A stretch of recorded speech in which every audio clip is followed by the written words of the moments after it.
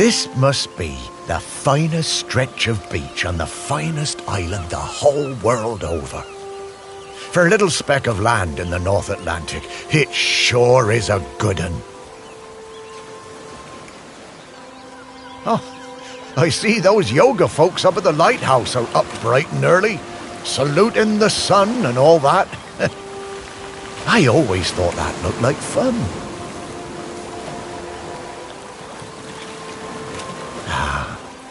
But this walk isn't the same without Sparky. She did love chasing that tennis ball. Oh, Sparky, I miss you, girl. Shelmerston used to be a quiet place. You'd only come here if you liked fishing or bird watching. But since the new ferry service started, we get loads of tourists. But what you gonna do? It's always changing.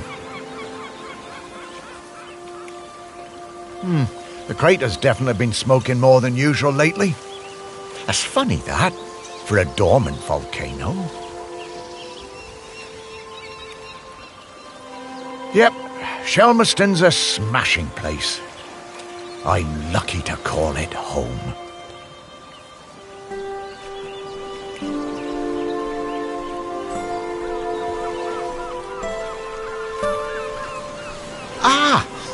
The bench.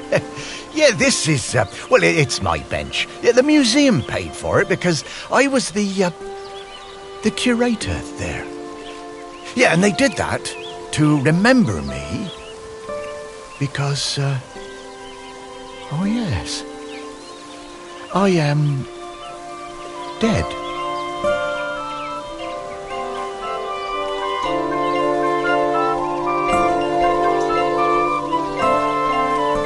It's been some adjustment, but not all bad.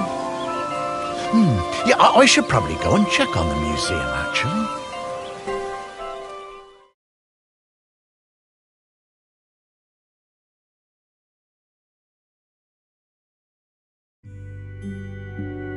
Yeah, I've been collecting the stories of Shelmerston for years now, here in my museum. There are so many stories, and wonderful ones. The museum started off small, but just grew and grew.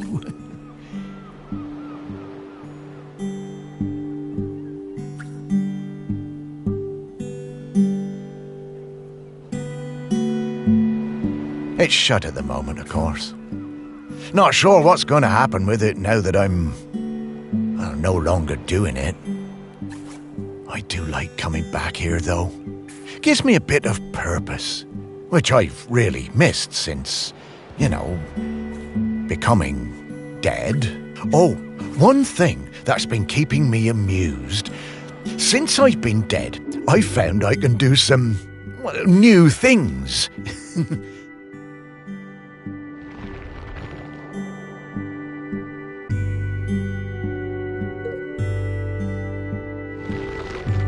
Pretty weird. Yeah, I'm not sure what use it is, but it's been keeping me quite entertained.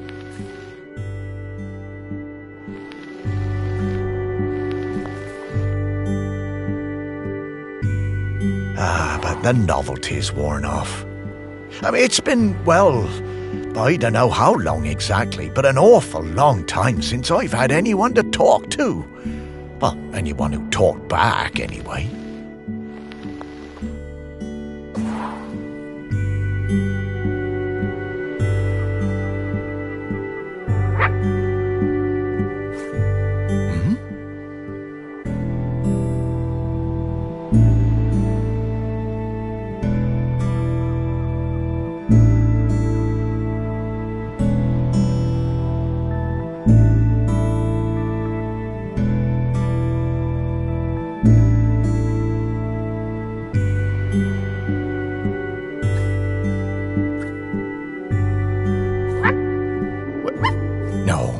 Couldn't. That sounds like Sparky. Is that you?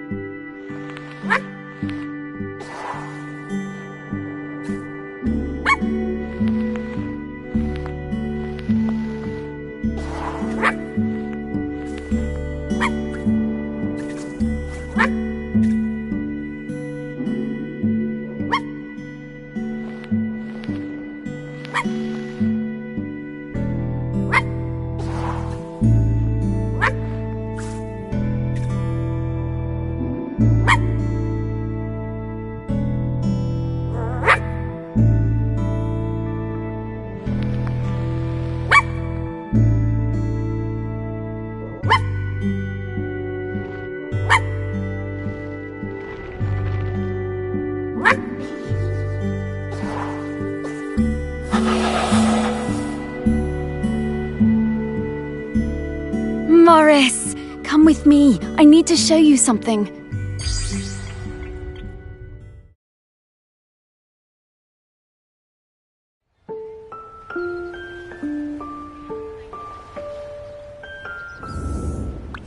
Oh, it's Sparky? Morris, you worked it out.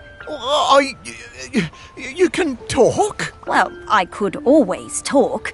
You just couldn't understand me. And you can hear me? Well, sure. You are talking, aren't you? Oh, Sparky! What is it, Morris? It's been so long. I thought I'd had my last conversation. Oh, I'm so very glad. I'm glad too, Morris. I've been waiting for you. We need to go... Oh, wait. Are you really my Sparky? My Sparky girl? Mostly. The best bits. But listen, I don't know how long before the volcano erupts, but it's not long now. The volcano? Erupting? But it's dormant. No. It has been dormant because of the custodian. But the custodian is weakening and we don't know how much longer they can hold on. The custodian? What are you talking about? Shelmerston is volcanic. It's supposed to erupt every once in a while. The only reason it hasn't is the custodian, keeping the island calm. Custodian keeping the island calm? Take your time, Morris. Dogs are better at understanding this kind of stuff than humans. The custodian is a ghost. Yes! Now you're getting it. The custodian is a ghost who appeases the island, keeps it safe to live on. But the current custodian has been doing the job a long time and really needs to retire. Oh, and the island needs a new custodian. That's right. It's up to us to find a new one. There are 5 prospects that I know of. 5 ghosts still hanging around the island who haven't gone into the west yet. We need to find them and see if they'll take the job. What if none of the prospects wants it? If the current custodian fades away and there's nobody to commune with the island's spirit, well, that would be bad. Bad how, Sparky? Volcano bad. You've seen how it's smoking. We don't have long now. Well, could I be the custodian? Oh, I wish. But Ghost Code 342B dictates that the custodian must be a ghost who has been dead on this island for at least 1,000 days. And we don't have that long. Ghost Code 342B. Yeah, well, I suppose that makes as much sense as anything else. Right, let's get going, Morris. Our first prospect is Peter Noach. Oh, yeah, from the yoga centre. Yeah, he died a few years ago, didn't he? Yeah, I remember his funeral on the lighthouse. Yes, that's the fella. He always had those funny green treats. Let's go pay him a visit.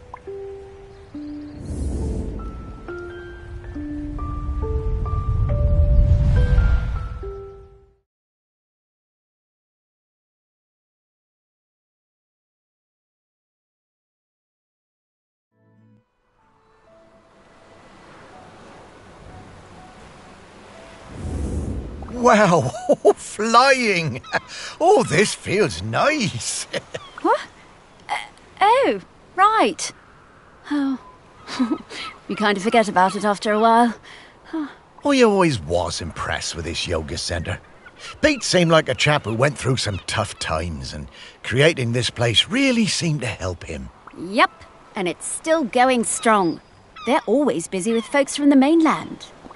Yoga centre run by a robot. How things change. Well, it seems to be working out, though. So, now Pete's a ghost, so how do we find him? Well, remember that clue I sent you from inside my urn? The tag?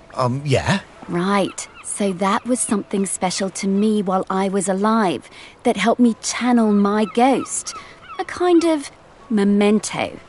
So we need to channel the ghost of Peter Noach. And to do that, we need to find his mementos. And how are we going to do that? By looking into the memories of those who loved him best. People with memories of Pete will have little thought bubbles coming out of their heads. Those are a sign you'll be able to dive into that person's memory. I suppose that's hardly the strangest thing I've heard today. Oh, Morris, just you wait. Now, to recap. Find people who are close to Peter, view their memories, track down the mementos, and then leave the rest to me. So people, then memories, then mementos, then Pete.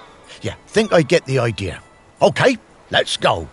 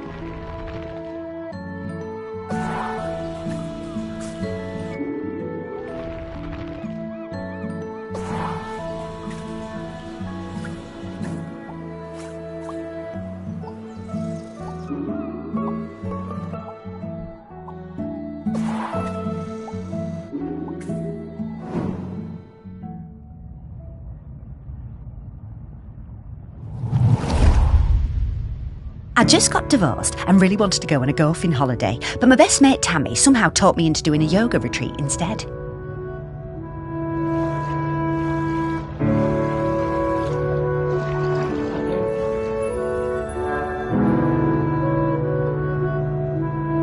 Yoga made me feel weird and uncomfortable.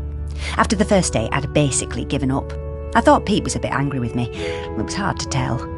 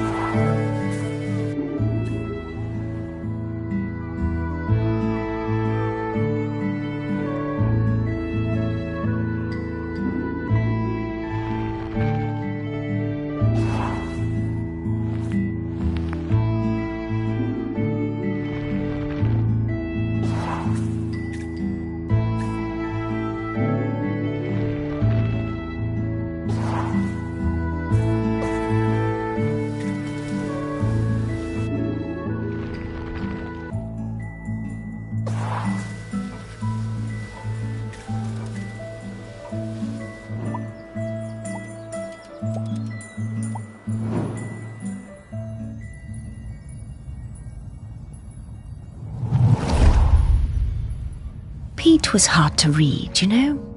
Strong, silent type. But you could tell he loved his collection of Buddhas. He said they were like fat little soldiers that kept him safe. To be honest, I thought that was a bit odd. But he was a great teacher.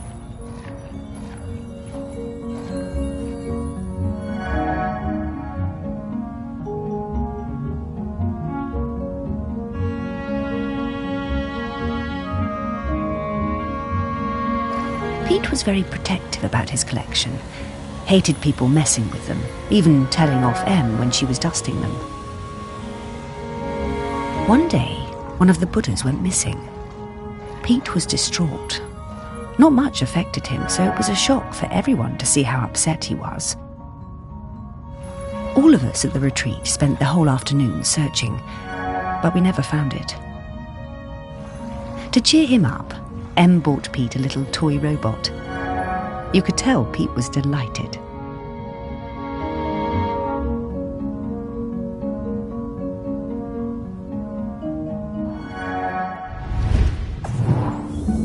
Ah, what a lovely gesture.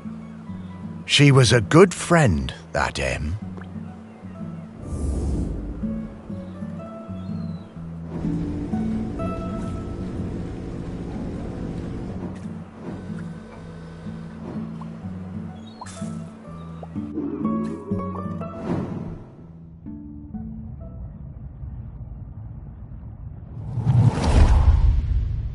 I just got divorced and really wanted to go on a golfing holiday, but my best mate Tammy somehow talked me into doing a yoga retreat instead.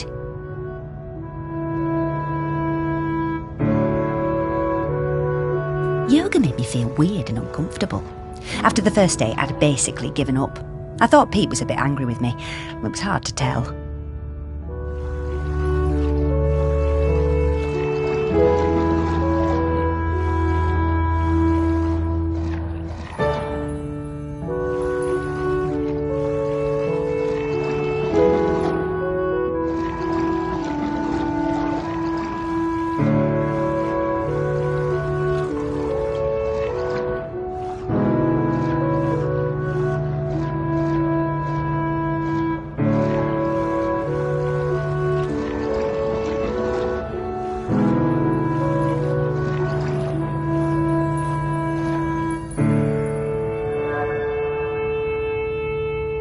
Exploring the lighthouse, I came across Pete's set of clubs.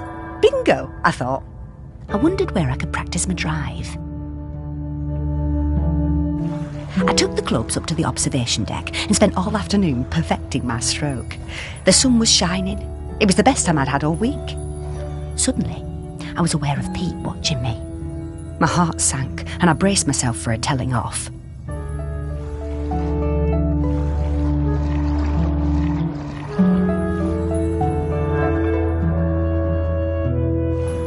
Wrong I was. Pete cracked a smile and joined in. Every evening for the rest of that week, we were up on that observation deck, driving balls into the sea. Best holiday in years. I even got into yoga by the end.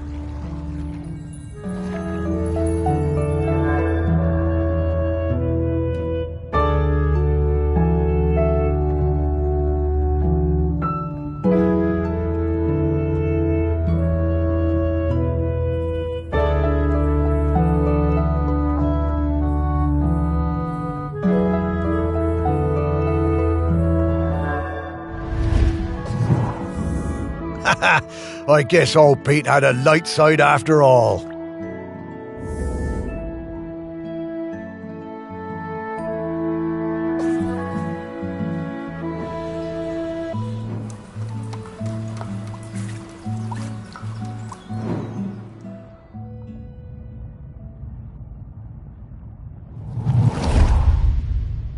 When Pete arrived at the lighthouse, he needed help running it, but refused all offers. Eventually, fearing the possibility of a shipwreck, Trinity House sent me to Shelmerston to help keep things running smoothly. I bought Pete a plant as a welcome present. He introduced himself very quietly, but didn't seem to want to say anything else.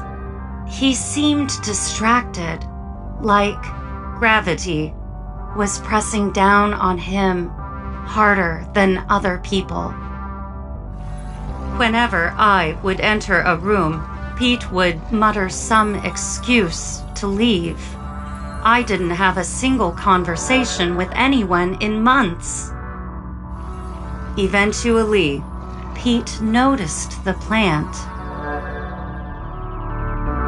Then, Pete noticed me. That was the start of what became this plant room. We spent hours in here over the years, sowing seeds and tending our plants together.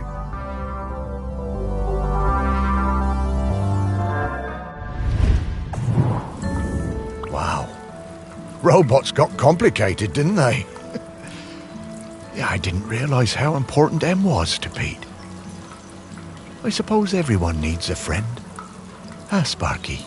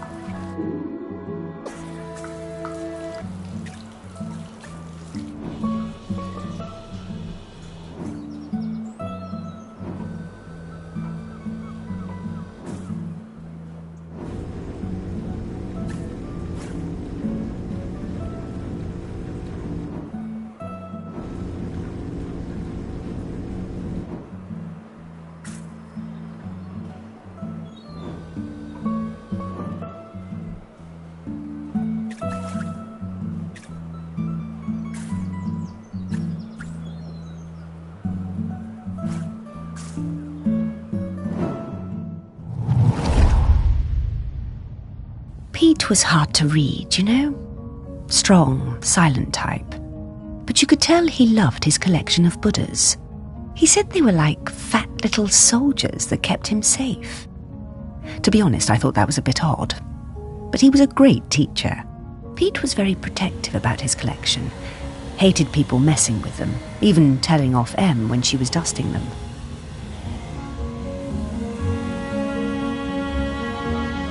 One day, one of the Buddhas went missing. All of us at the retreat, to cheer him up,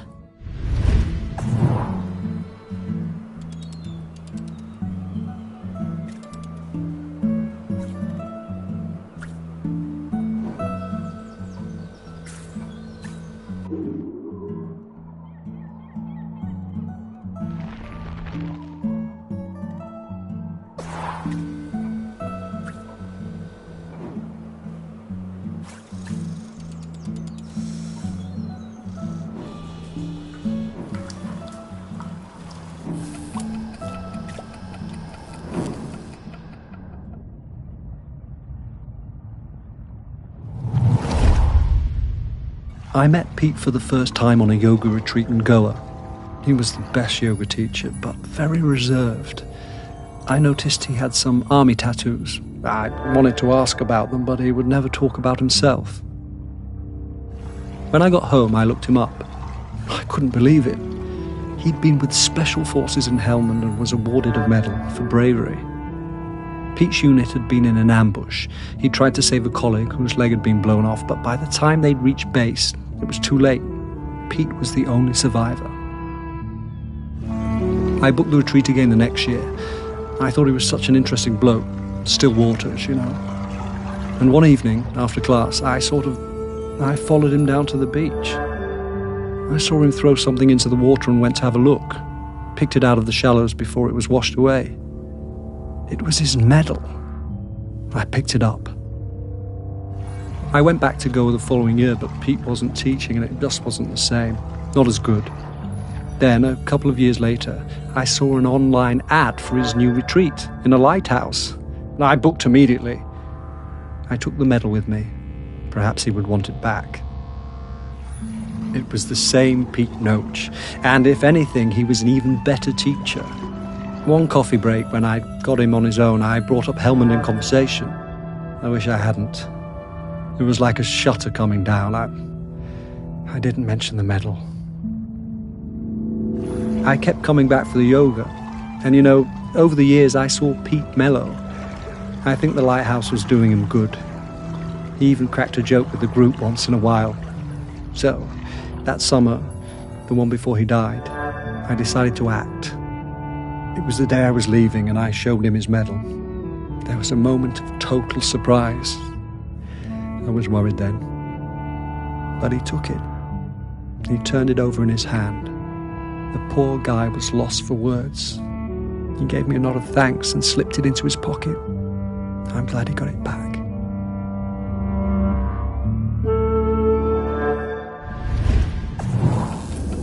Oh, Pete.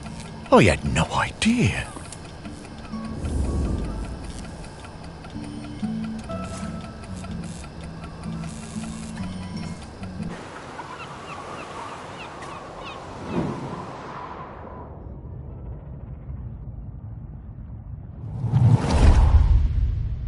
I was getting ready to lay my egg. But my nest needed that little something extra.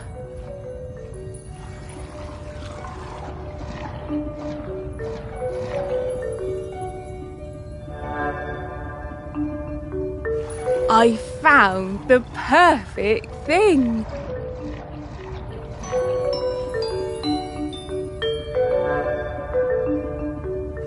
The human and that metal beast seemed quite agitated at their loss.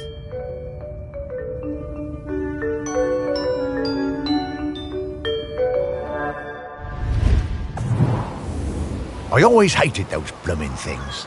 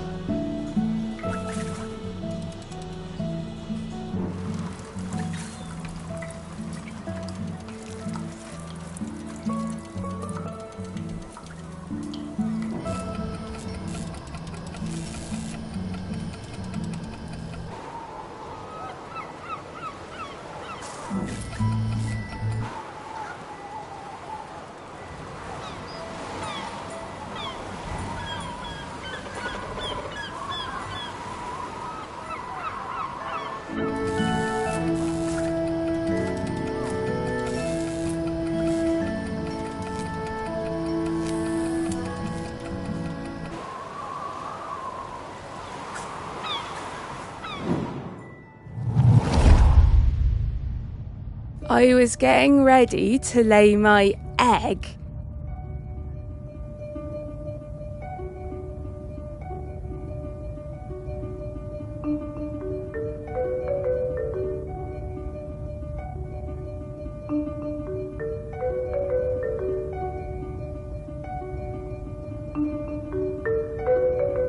But my neck, I the human.